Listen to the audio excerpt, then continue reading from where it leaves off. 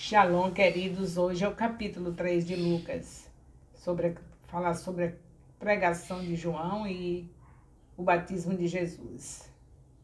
Lucas, capítulo 3. Neste capítulo 3 de Lucas, veremos que João começa o seu ministério no deserto próximo ao Jordão. Ele era um profeta diferente. Sua missão era preparar o coração do povo para Jesus. A pregação de João confrontava o arrependimento, a mudança de atitude que acontecia de fato, com eles sentindo o constrangimento da palavra, perguntando a João o que deviam fazer. Ele os instruía no caminho de santidade e os exortava que dessem fruto de arrependimento. O testemunho de João, que era tão forte e tão poderoso, que as pessoas passavam a pensar que ele era o Cristo, mesmo sem realizar nenhum milagre. Contudo, ele era um milagre. Ele era a voz.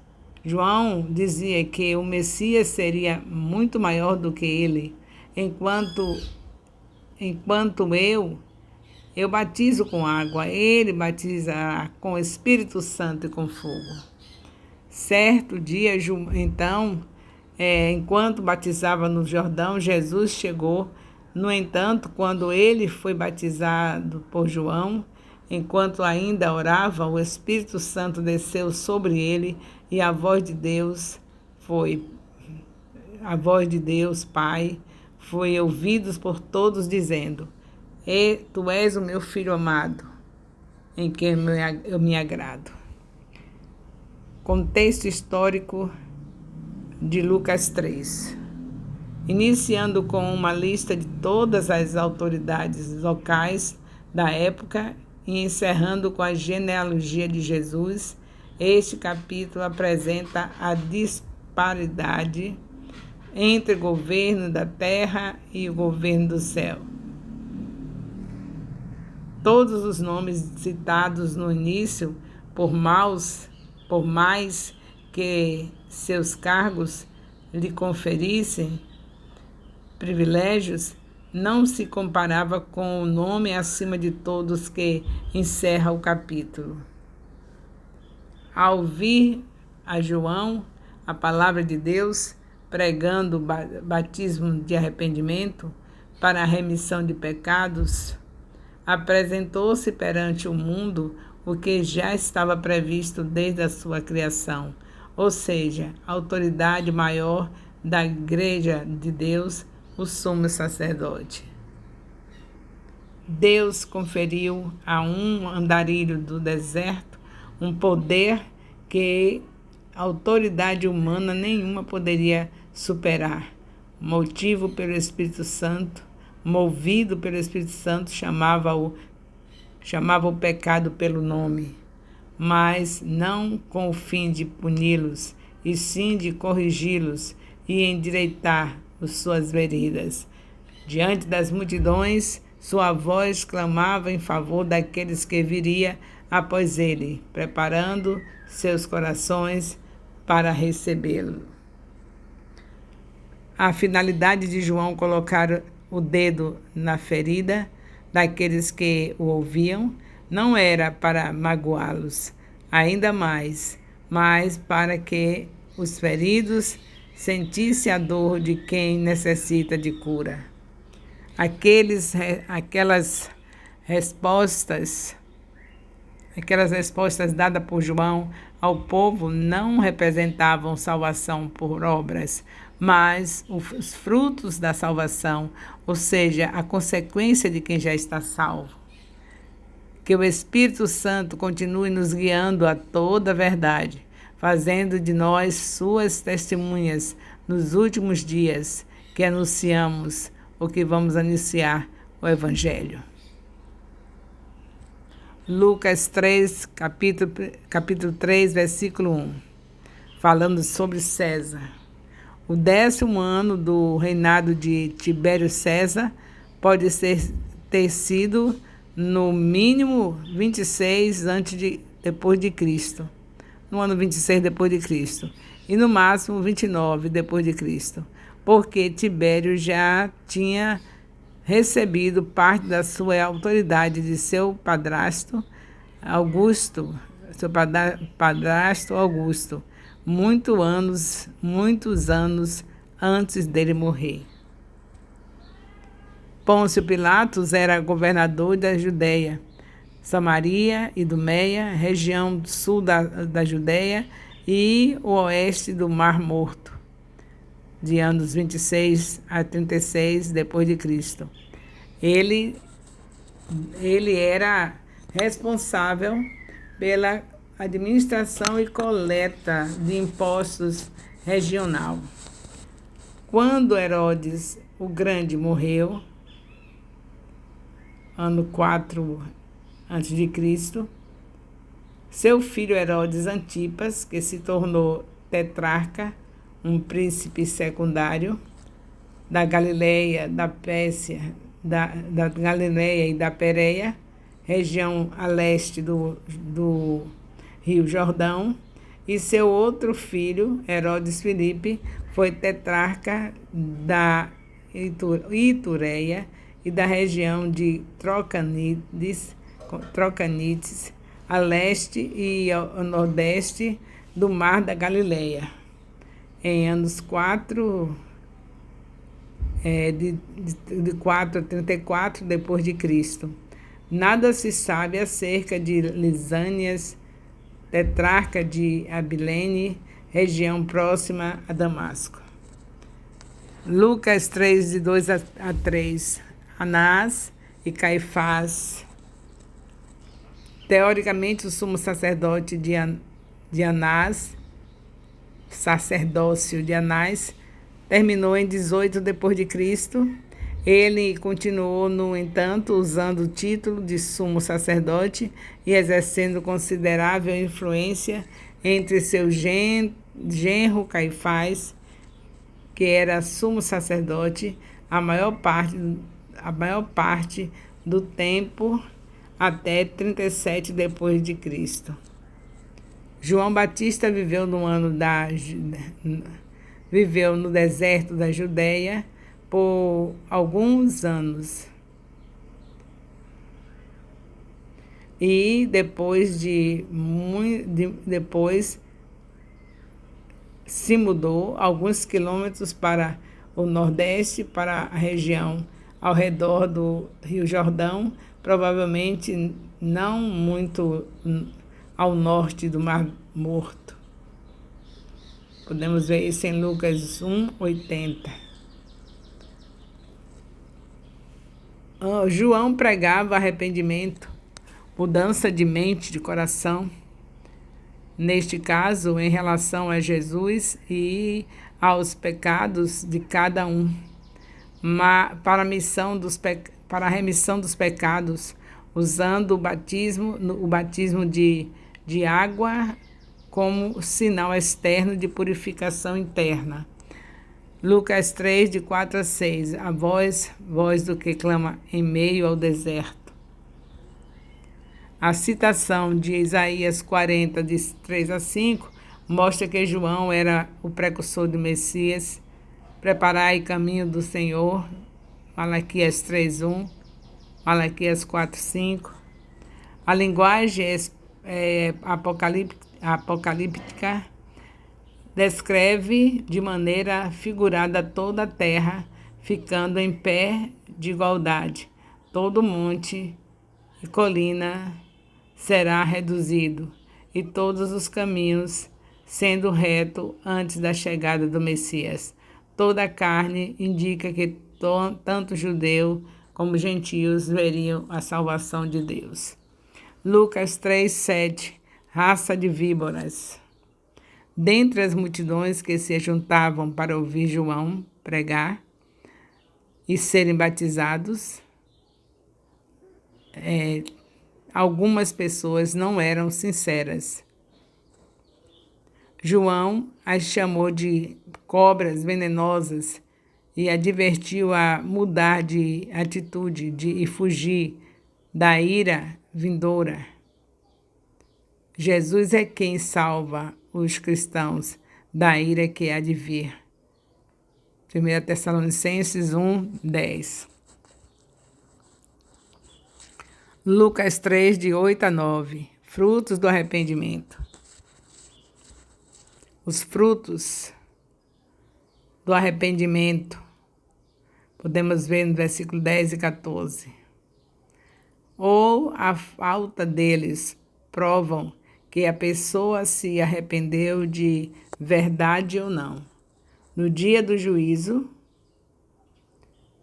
essa expressão, está posto o machado, no dia do juízo, e alegrarão de ascendência judaica e alegação de ascendência judaica, Abraão por nosso pai, não vai significar nada a menos que a fé da pessoa seja verdadeira como a de Abraão. Gênesis 15, 6, Gálatas 3, de 6 a 7. Lucas 3, de 10 a 14. O que faremos? O que faremos? A pergunta que o povo fez a João, o que faremos, é a mesma que foi feita a Pedro no Pentecoste, Atos 2:37. Para o povo em geral, João respondeu: tenham compaixão, reparta com os que não têm. Para os publicanos,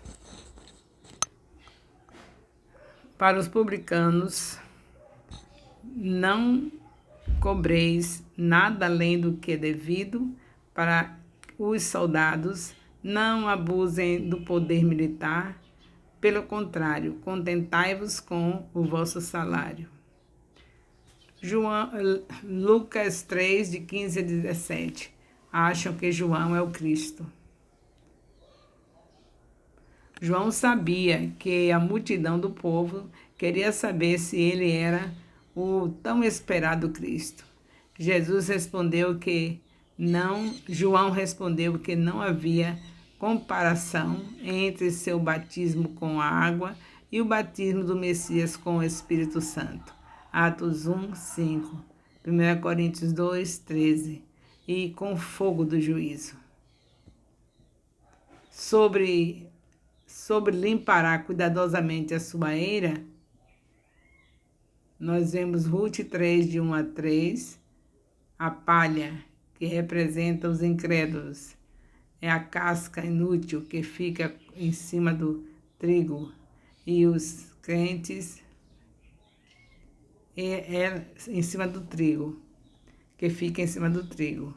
Ela é separada na colheita e depois queimada. Fogo inextinguível se refere em uma instância ao lago de fogo que arde com enxofre para todo sempre. Apocalipse 20, 10. Lucas 3, 18. A exortação do batismo. Além de pregar arrependimento, verso 3, João também pregava ao povo de acordo com as profecias que diziam que Cristo anunciaria as novas de salvação. Lucas 4, 18. Lucas 3, 19. A fala contra Herodes e sua esposa. Sobre Herodes, Antipas e o tetrarca, nós podemos ver, já vimos no verso 1. Antipas se divorciou de sua esposa, filha do rei Aretas,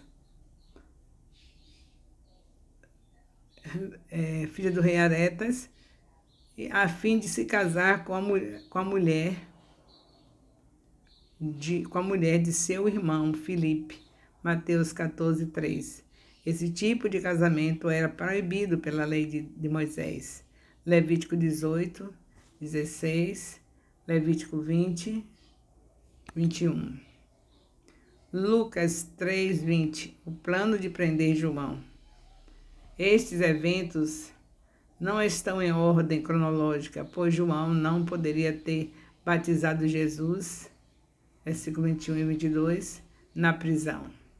Lucas se concentrou na discussão do ministério de João antes de passar para o início do ministério de Jesus.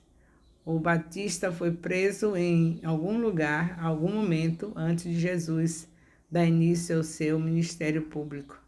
João 3:22-24. Joséfo, historiador judeu, afirmou que João estava na prisão de Maqueronte, a leste do Mar Morto. Lucas 3:21-22. Jesus é batizado. Ora, Jesus é batizado quando todo o povo fora batizado, aconteceu que Jesus também foi batizado e, orando, o céu foi aberto.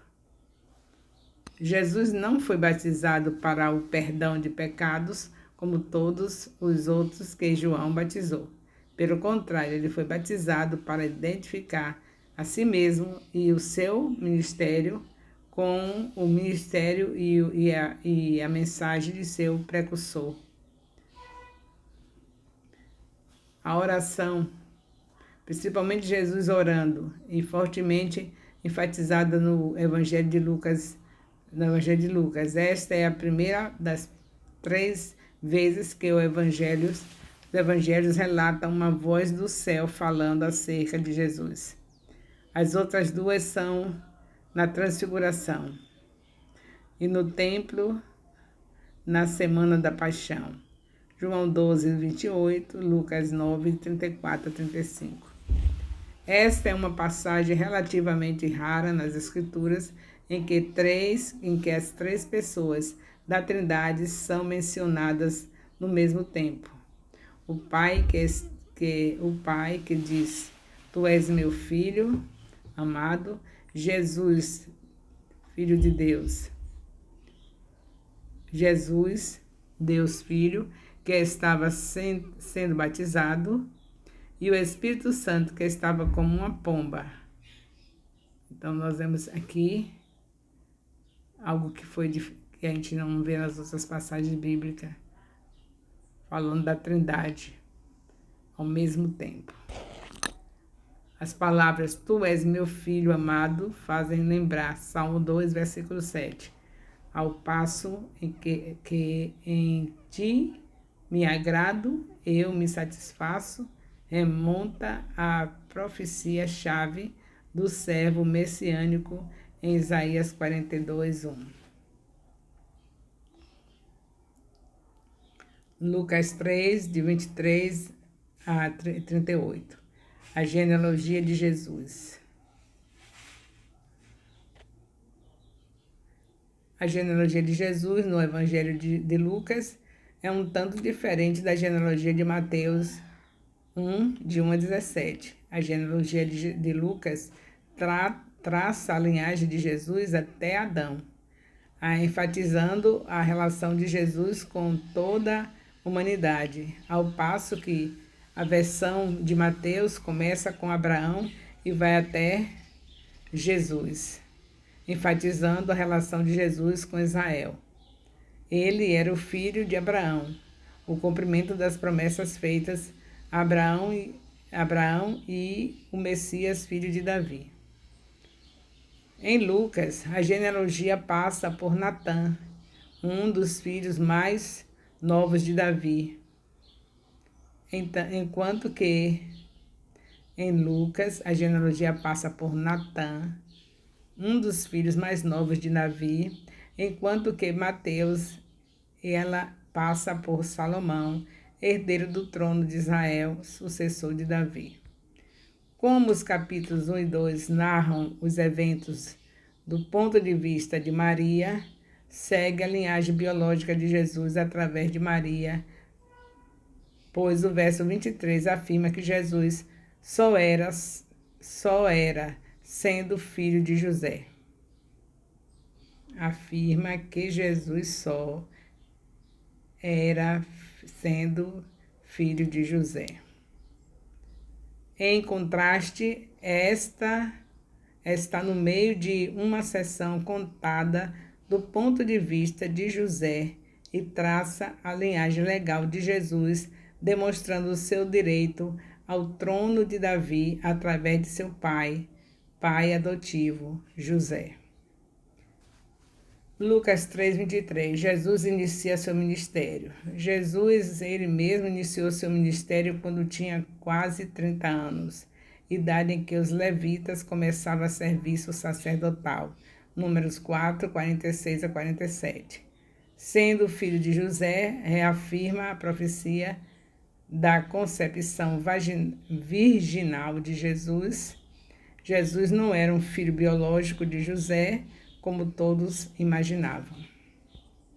Lucas 3:38, Adão, filho de Deus. Nesta genealogia, Adão é chamado de filho de Deus, porque foi criado diretamente por Deus. Gênesis 2:7. Não se tem informação sobre o nosso Senhor Jesus Cristo desde os seus 12 anos de vida até a sua entrada no 30º ano. Frequentemente pensamos que seria uma satisfação e benefício para nós se tivéssemos diários de sua adolescência e juventude do que acontecia com ele, mas nós temos à nossa disposição a infinita sabedoria do Senhor para nos ser transmitida. Se não nos aprimoramos através dessa sabedoria, se nos aprimorarmos através dessa sabedoria, podemos certamente saber que tão pouco nos aprimoraríamos, mas se tivéssemos aqueles tipos de registro da vida de Jesus. A grande intenção era nos dar um relato do evangelho dele, o qual devemos crer e pelo qual temos esperança na salvação. O Evangelho teve início com o ministério e o batismo de João, e o Batista, portanto, se apressou em nos fazer um relato desses fatos de João, o batismo de João Batista, portanto, se apressou em nos fazer um relato desses fatos tão importantes, e talvez nós pudéssemos desejar que Lucas tivesse omitido tudo o que já tinha dito relato pelos outros e tivesse escrito somente o que era coisa nova, como tinha feito nos seus 2 primeiros capítulos. Mas era a vontade do Espírito de Deus que algumas coisas fossem estabelecidas não somente pela boca de 2 testemunhas, mas pela boca de 3. Então, não devemos julgar que se trate de uma repetição cansativa, e nem o faremos se renovarmos as nossas reflexões sobre estes assuntos com os sentimentos aliados à glória de Deus. Pronto, mais uma vez estamos aqui com mais um capítulo longo, né? E aí só resta a gente cada vez mais se agradecer a Deus pelo privilégio que temos ainda de ler a Bíblia. Sabemos que estamos sujeitos a tempos que não teremos o direito nem de ouvir, nem de ler. Então, que nós estejamos nos regozijando pelo privilégio de termos capítulos longos da palavra de Deus aqui nesse Evangelho de Lucas. O amor de Deus, nosso Pai, a graça salvadora do nosso Senhor Jesus Cristo, a comunhão do Espírito Santo seja com todos os discipuladores e líderes de células, assim como com os discípulos e componentes de células do Ministério Apostólico Internacional de Jerusalém, desde agora e para sempre. Amém. Louvado seja Deus.